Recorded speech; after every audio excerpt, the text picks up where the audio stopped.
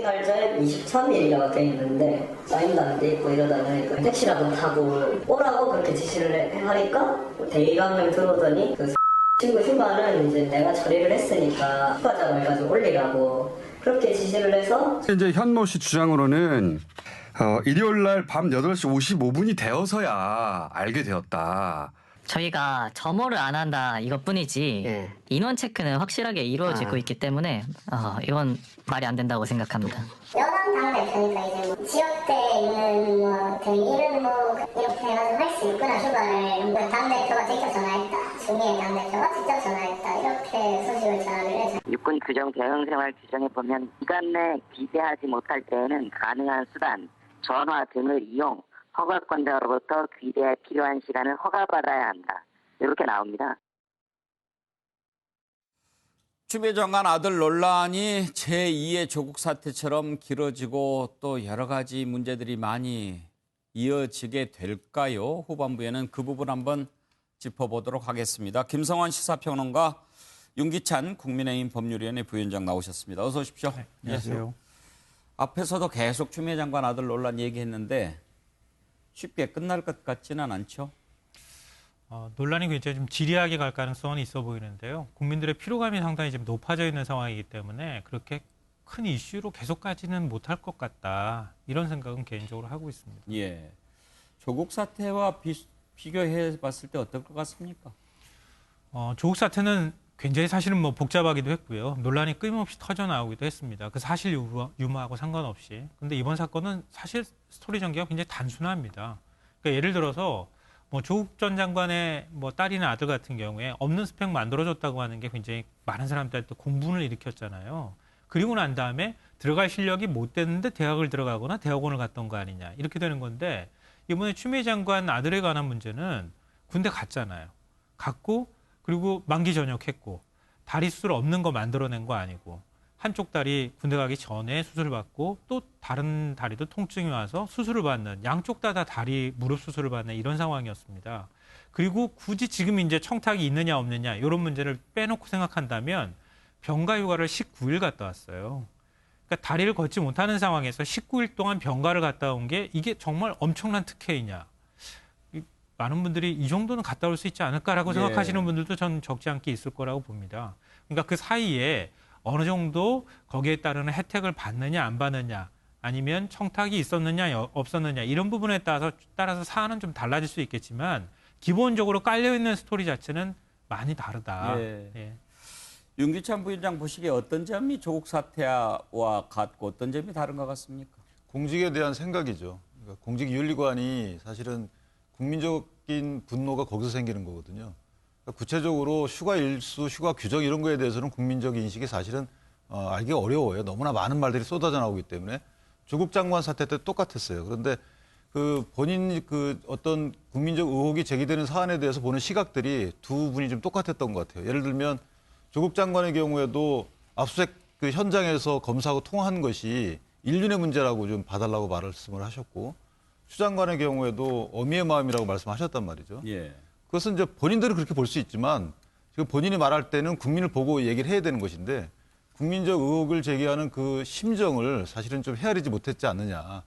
이것이 구체적으로 유법이 아니라고 그래서 문제가 없다라는 식의 도식적인 이런 관계로 가면 공직 수행을 하지 말아야 되는 거죠. 예. 그래서 규정 위반이든 법령 위반이든 유법의 문제는 검찰이 따질 거니까 국민의 위임을 받아서 공직을 처리하는 분으로서의 인식을 국민적 시각에 좀 맞춰줬으면 어땠을까. 그래서 이렇게까지 안 왔을 거예요. 그런 아쉬움이 있습니다. 예, 지금 이제 공직 그런 부분들 역시 국민들이 엄하게 보고 있는 건데요. 방금 전에 김성환 평론가도 얘기했듯이 군대를 안 갔다 온 것도 아니고 수술을 안 받은 것도 아니고 이제 그런 사안인데 이렇게까지 해야 되느냐라고 얘기를 한 것이 국민의힘 내부에서도 조성은 그 선대위 부위원장인가요? 그 얘기를 하더라고요. 근데 지금 야당이 이 문제에 거의 올인하다시피 매달리는데 계속 이렇게 하는 것이 유리하다고 보는 걸까요? 그러니까 유불리를 떠나서 어쨌든 지금 추 장관께서 제기되는 의혹에 대해서 시원한 해명을 안 하고 계시기 때문에 당신들이 문제 제기를 해봐. 그럼 내가 거기에 대해서 방어를 할게. 이런 식의 어떤 재판에서의 검사와 변호사의 논박처럼 보이거든요. 이런 걸 원했던 건 아니고 예.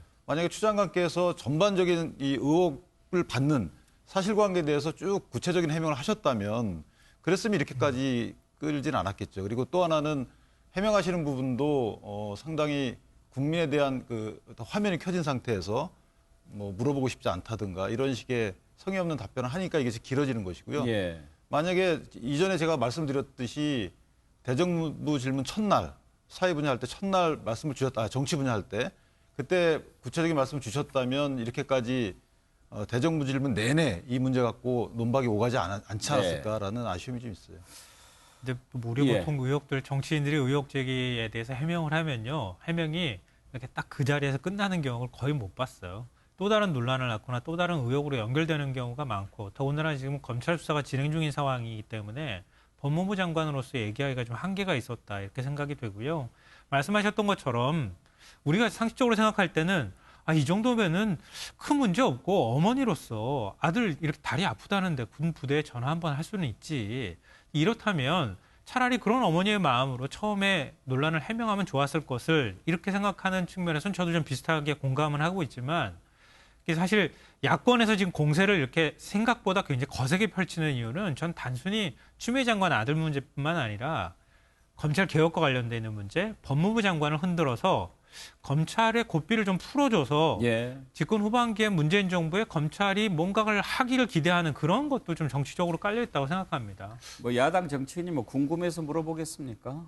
예. 네, 저는 검찰 개혁과 관련돼서는 약간 다르게 보는 게요. 현재 입장은 추미애 장관과 검찰이 입장이 같다고 봐요. 왜냐하면 현재 추미애 장관에 대해서 검찰이 크게 어떤 움직임을 보이지 않는 이유가 지금 검경 수사권 조정의 시행령이 마무리되고 있는 상황이거든요.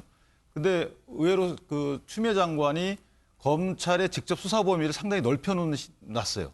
그렇기 때문에 검찰 입장에서는 지금 추미애 장관을 흔들 필요가 없다. 그래서 검경 개혁과는 이거는 무관하고 시점으로 봐서는 무관하고, 그러니까 공직자가 보좌관을 통해서 어쨌든 전화를 했는데 단순 문의라면 아까 어떤 분도 말씀 주시지만 일반적인 문의만 하면 되는 거예요.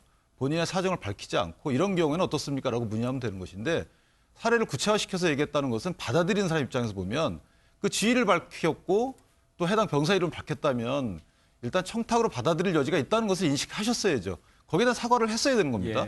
본인이 설령 그것을 보좌관에게 얘기 안 했다 하더라도 기본적으로 본인이 윗사람이라면 어쨌든 우리 이 범위 내에서 이런 일이 벌어진 거에 대해서 기본적으로 사과를 하셔야죠. 그리고 유법 여부는 이제 검찰이 판단하면 되는 것인데 이것을 섞어서 수사해보면 나오겠지라고 이런 식의 대응 태도 때문에 야당도 지금 끌려 들어가고, 왜냐하면 병역 문제라는 것이 여야 공이 상당히 파급력이 있는 겁니다. 어느 분 자제는 괜찮겠네 이런 말들이 지금도 나오고 있어요.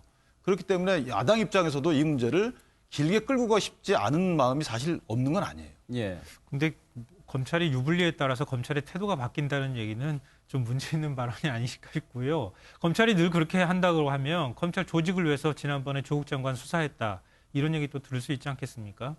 그리고 한 가지만 말씀드리면 신원식 의원도 그 얘기했습니다. 국방부 민원실에 여성이 전화했는데 실제로는 남편 이름으로 남겨놨다. 추미애 장관 얘기하는 거 아니겠어요? 근데 추미애 장관이 만약에 그렇게 했다고 하면은 여당 대표라는 사실을 밝히지 않았다는 얘기가 되는 거 아닙니까? 민주당 입장에서 보면 오히려 미담성 얘기가 될 수 있다. 그러니까 사안별로 좀 국민의힘 쪽에서 뭘 초점을 맞춰서 공격하는지를 좀 정확하게 정리를 해서 공격을 했으면 좋겠습니다. 제가 하나만 짧게 하시죠. 국방부 민원실에 제기한 것 사실 국민의힘 입장에서는 의혹도 있어요. 왜냐하면 그 같은 날 보좌관은 또 다른 루트로 해가지고 뭐 문의를 했다는 거 아니겠습니까? 그럼 민원실에 녹음되는 거 아는데 거기에다가 청탁을 했겠어요? 그래서 일각에서는 이것은 미리 청탁이 아니라는 것을 흔적을 남긴 것이다, 이렇게 보는 시각도 없지 않아 있어요. 그거를 지금 정당에서 말을 하고 있지 않지만 그런 시각도 있다는 걸 밝혔습니다. 그렇게까지 짰으면 뭐하러 이렇게 논란이 커졌겠습니까? 자, 다른 이슈로 넘어갈까요? 제가 뭐 영원히 가는 것도 아니고 저도 갔다가 다시 와야죠. 비영리 단체도 더 알아봐야 되고 더 추진해야 하고, 일단 해외에 가면 제가 외신 보도 쪽으로 더 인사를 드리고 찾아뵐 수 있을 것 같고요. 지금 진행 중이고 인터뷰 들어온 것도 있고. 심정 어떠신가요? 제가 왜 무슨 심정이요? 나오시라고요. 저 지금 되게 피곤하죠. 지금 나와주세요. 이렇게 나와주세요. 걸을 수조차 없는데. 당연히 맞고서 해야죠. 그 죄가 없는데. 주민을 대하는 태도세요? 굉장히 무례하세요. 알고 계셨으면 좋겠습니다. 그리고 기사 좀 똑바로 내주실래요? 예, 배우 윤지호 씨에게 해보죠. 고 장자연 씨 사건 증언자로 나섰다가 후원금 사기 의혹을 받고 있죠. 법무부에서 지금 소재를 알 수 없다라고 이렇게 기소 중지돼 있는 상태인데요. 지난 8일에 캐나다에서 생일 파티하는 영상을 떡하니 올렸습니다. 소재 불명이라더니 뭐 본인이 또 그러네요. 소재 파악이 안 된다고요? 뭐 이렇게 물어보는데. 윤기찬 부위원장, 대개 기소 중지는 뭐 이제 지명 수배를 내린 거 아닙니까? 그리고 뭐 인터폴의 적색 수배라고 그러는데 적색 수배면은 급이 높은 겁니까? 가장 윗단계죠. 이제 색깔별로 그 종류를 정해놨는데 예. 사실 적색 수배하면은 특정 범죄 이상일 경우에 예. 사람을 찾는다라는 뜻입니다. 그래서 뭐 강제력 있는 건 아니지만 어쨌든 국제적으로 보면 가장 높은 단계의 어떤 예. 공고다 이렇게 알려져 있고요. 근데 법무부가 소재 불명으로 기소 중지한 거 아니에요? 그러니까 소재 불명은 아마 대한민국 영역 내에서 소재 불명을 얘기한 겁니다. 예. 기소 중지 사유 중에 그렇게 해야 되니까. 예. 그리고 기소 중지 해놓고 지명 수배를 했다는 것은 이제 혹시나 대한민국 영역 내로 들어오게 되면 그때 체포할 수 있도록 그렇게 해놓은 것이고요. 이 사건 해결하려면 사실은 이제 범죄인 인도 청구를 해야 되는데 조수진 의원실에서 그걸 물어봤더니 법무부에 그건 알려줄 수 없다라고 했습니다. 이전에 2019년도에 보면 경찰은 소재가 파악이 되면 그러니까 캐나다 내 소재가 파악이 되면 범죄인 인도 청구를 하겠다라고 했는데 그 위에 어떻게 했는지에 대해서는 지금 밝혀진 바는 없습니다. 범죄인 인도 청구를 했는데도 진행이 안 되면은 캐나다 측이라든지 인터폴의 책임이 있다고 볼 수 있지만 인도 청구를 아예 하지 않았다면 그건 우리 법무부에서 좀 해태한 측면이 있겠죠. 그렇습니다. 캐나다하고는 94년도에 인도인 그 조약이 체결됐기 때문에 범죄인 인도 청구가 돼서 적법하게 가게 되면 사실은 강제력 체포하게끔 돼 있어요. 체포해서 물론 그 윤지호 씨가 거기에 다툼은 있을 수 있겠지만 그렇지만 체포를 해야 되거든요. 강제적인 겁니다. 인터폴은 강제적인 게 아니에요. 그래서 범죄인 인도 청구를 하지 않았다면 이런 오해는 받을 수 있어요. 의지가 좀 작지 않은가 검찰이. 그럴 수는 있습니다. 김성환 평론가 지금 윤지호 씨가 사기 혐의 받고 있죠. 네. 그러니까 책을 출간하는 과정에서 뭐 이제 같이 이제 출간 논의했던 작가로부터 고소를 당하기도 하고 그랬었죠. 그리고 이제 그 전에 비영리 재단을 운영하는데 설립하고 운영할 때 한 1억 4천만 원 정도 돈을 모았는데 그 돈이 어디로 갔느냐 이런 부분도 같이 포함이 되어 있는데요. 그러니까 이번 사건 같은 경우에 지금 소재불명이라고 하는 게 많은 사람들한테 좀 오해를 안 측면은 좀 있는 것 같습니다.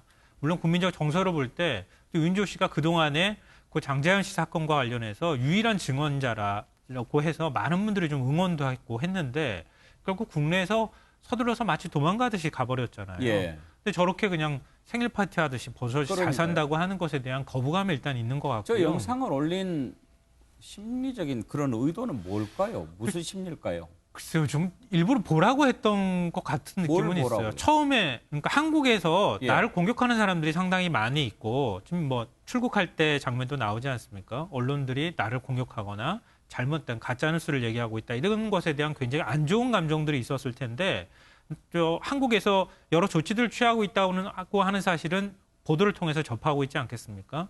그러니까 나 이렇게 잘 살고 있다. 이런 것들을 좀 과시하기 위한 목적은 아니었을까 하는 생각은 듭니다. 윤기찬 부위원장, 뭐 나 잡아봐라 뭐 이런 뭐 사법당국을 우롱하는 걸까요? 본인이 도망 다니고 있지 않다라는 것에 대한 어떤 표시인 것 같고요. 또 저 사람이 그런 얘기를 했다라더라고요.